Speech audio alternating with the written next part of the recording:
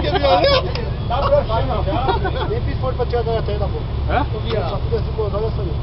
Também? Quanto tempo já tá se batendo aí? Cuidado pra não pular na água, tá vivo ainda, hein? Agora a tua, Fábio.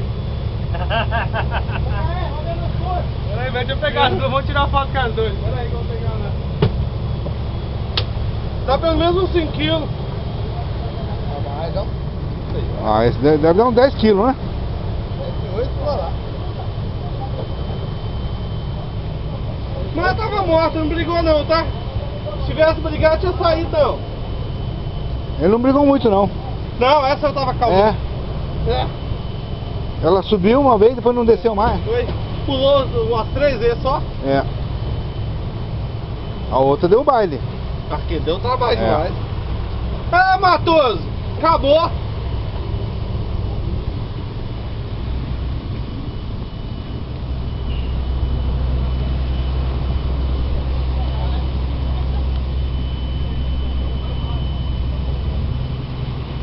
Aí, ó. O pescador aí. Dá um close.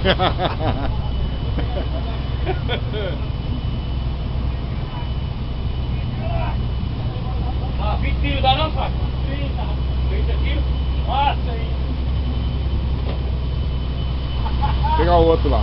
Vamos lá. Falei pra todo mundo o bagulho é porra, caralho.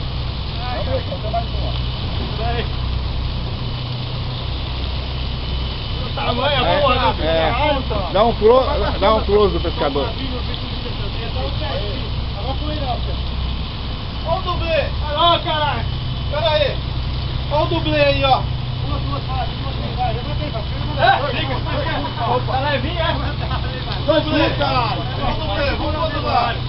Por aí, ó! Vai, Fábio, segura aí, ó!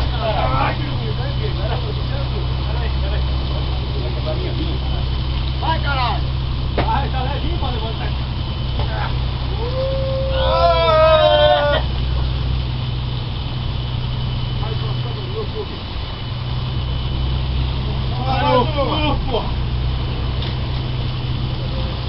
Acho que dá mais de 30 quilos. Porque 30 quilos a gente levanta fácil. Não vai levantar na manhã.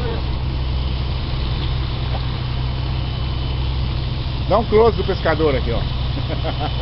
Essa foi foda. Tira uma foto pra mim, pra você mandar pra mim depois pela internet. Eu te mando, vai estar tudo no site lá depois.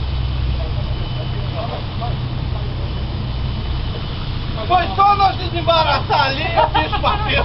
Foi na hora, vi quando tudo bateu. Briga, hein? Chorar pra dar com pau. E tinha uma cavala junto, você viu o tamanho daquele outro tava junto? Ó, tá acabando a bateria aqui, vou desligar.